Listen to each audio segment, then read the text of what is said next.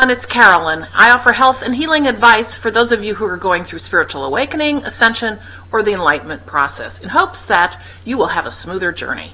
So with that, today we're going to talk about ego. I have a channel, again, from the LightKeepers, as I have mentioned in my introductory video on what I'm going to be providing to you. This channel is about ego. And again, what I'm going to do today is I'm going to read through the channel, and then I'm going to go back and we're going to talk about what can you take away from each piece of this channel. And then we'll have an opportunity yet this week to have a conversation with my friend Dee Dee, and we're going to talk about ego, how it's impacted us, the things we've done to try to work with the ego, and we'll go from there. So with that, I'm going to go ahead and read the channel now. All right. Okay. So they start out with, you speak of ego. What is ego? It is within all of humankind. Why must we have ego? Ego is the alternate you, but it is not you. It is you in the way of being on planet Earth, the mindset of the mind. The ego, neither good nor bad in itself. It is what you do with the ego, or be with ego. That ego is. Is ego evil? No. Ego is not evil in its own right. Ego is only what you let it be. Without keeping in check your mindset of being in the human body, when ego goes unchecked, what you and humankind call evil is created. This creation can become uncontrollable. When uncontrolled and out of check, this is what is manifested from ego, which you call evil. Evil only exists in an uncontrolled ego. How do you keep ego from being all-powerful, you ask? It is only all-powerful when you let it be. Uncomfortable feelings are at the foundation of an uncontrollable ego. On the surface, it may seem one with a significant ego seems confident and with no doubt of being. However, this could not be further from the truth. The truth is that there is always dissonance between what one who has an out-of-control ego feels underneath and what you see manifested. There is always struggle, whether one knows it or not. The feeling is discomfort, always, whether one knows it or not. Ego can work with the whole. Do not try to rid yourself of ego, for this is only the fight response. The fight response only makes the ego stronger. Do not try to tame the ego, for the same will occur, but make it one with you, with the heart and soul of you, for it can be and is a part of you, the totality of you. And when you allow the higher self of you, the inner you, to guide all of you, you will feel comfort. There will be no dissonance in what you say and what you do. Comfort and peace and tranquility will be all that you experience, as all work is one. Let it be, for it is. Enlightened love forevermore, the LightKeepers. So that's our channel for today on ego.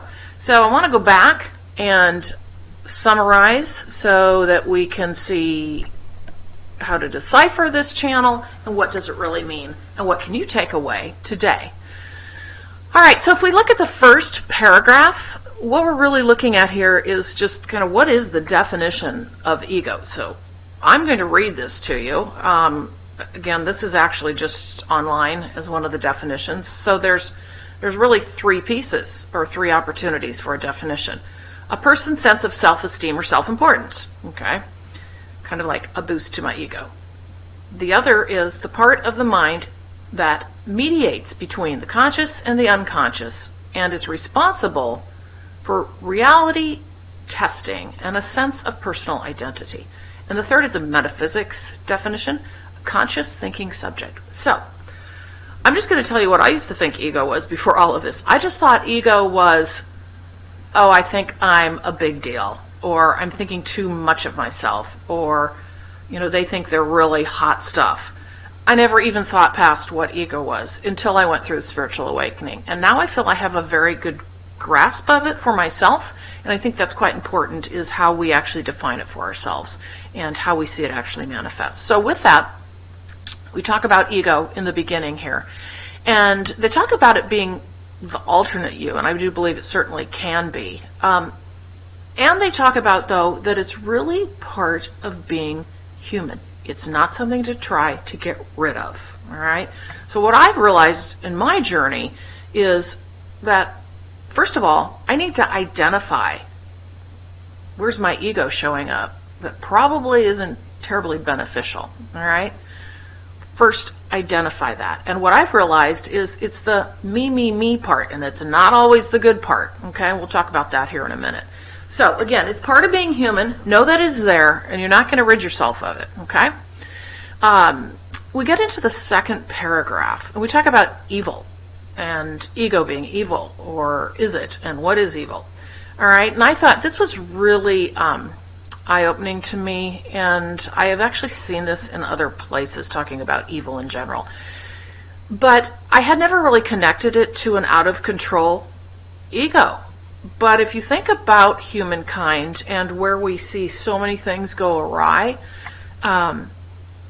it's because one person took their power to an extreme and then influenced others to their way of thinking and being. And we can certainly see what we call evil transpire from that. And you can use all kinds of examples that you're thinking about, but I'll just use one for myself. And this is kind of small, but it's actually, I mean, in the totality of humanity, but it's quite big for me. I realized that I was negative talking, had negative self-talk often. Like I would regularly say, do something, I don't know, let's just say I dropped something. I'd say, oh, that's stupid. Or I'd say, oh, that was dumb. Or criticize myself on the tennis court, which is still something I'm working on. I didn't even know I was saying these things until someone I cared about very much said to me, I've never seen anybody talk so badly about themselves. And I said, what? I don't even know what you're talking about. And he made it very clear to me the things I was saying. And I was like, oh my gosh, I had never even realized this. I just assumed I was helping myself along my path. And of course, this was before I went through my spiritual awakening. I wasn't helping myself. What was happening is that ego within me was keeping me feeling kind of demeaned about myself, or that I was always doing something wrong. And then I realized how prevalent that was and how damaging that can be if you continually have negative self-talk going on. You know, sometimes 24/7 we do that to ourselves. So becoming aware of the things you say out loud to yourself, or out loud or to yourself, and identifying that is the first way to start switching up how you treat yourself, okay, and getting that ego part in control, all right? So then they go on to say, talking about how do you keep it from being all-powerful, and I kind of started in on that right now, but first of all, how do you even know? Like, I was not aware at all that I was making this commentary to myself. I mean, I was saying it, not thinking anything of it. But as I started to, as he told me that, and I started to become conscious of what I was doing, I realized directly after saying that, I didn't feel good. It made me feel very negative about myself, but I'd been doing that for so long, and I didn't recognize it. And it certainly wasn't helping me. So as I started switching things up and making it a clear point of speaking positively about myself and not talking negatively, I stopped feeling that, what I would call dissonance, and they're calling it dissonance as well. That discomfort started to leave, and I started to feel lighter, and I thought, oh my gosh, this is how we can take ourselves down so far, with just letting that ego, that conscious part of us, just beat ourselves down every single day when we do something wrong. And that's kind of how society is. I mean, this is how we have been taught to be, be hard on yourself because that's a good thing. Well, not really.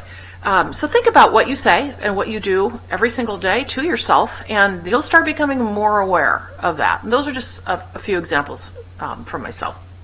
So, and then it talks about finding the discomfort first, which we really did cover, and how you can actually start, becoming in control of your ego. However, I'll give you a tip, and this is what I have done. Rather than thinking I'm going to control the ego, which again, as they say, is kind of like a fight response, what I do in the morning is I have morning practices, and I thought, you know what, we're just going to all work together.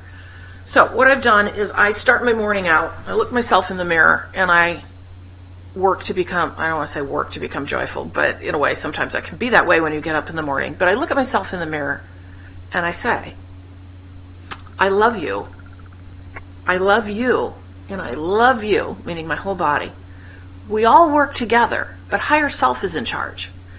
And as I say that, that is so powerful. I always know every single morning my higher self is going to be in charge, the inner me, the inner good me. I'm not going to try to put the ego aside. The ego has a role in the human world, but again, we got to recognize it and be aware of what it's doing and how it's being utilized. But higher self is always in charge. So I do that in the morning, and I always consciously think about the fact, am I coming from my highest self? And if I feel dissonance, is that my ego speaking? And so as you become aware of this, you're going to be able to find that you're going to become clearer about what the ego is, what it does in your life, and the fact that it can, I do believe, work with you. So with that, again, as we get to the last part of the channel, it talks about don't try to tame the ego, because I have seen some people think, okay, we're just going to get rid of the ego, and I'm like, it just doesn't work. Again, that's that fight response. So I like getting along. So I basically, like I said, go from the perspective of let's let higher self be in charge always. Ego, I love you, but we got to work together. All right. So again, I think the biggest thing is as they say, comfort and peace and tranquility will be what you experience as you all work as one. And it takes some practice, but I know you can get there. And again, what we're going to do is next time we'll go ahead and talk to Dee Dee, and we're going to go through all of these pieces again, the learnings, and we're going to talk about ego with her and just a back and forth on that topic. So I hope you enjoyed this today and you took a few things away. If you'd like to subscribe, you can do so below. And also, I am offering specific healing sessions to any of you who are interested through my Purple Rain Healing business, and you can find that link below. So have a great day, and I'll see you next time.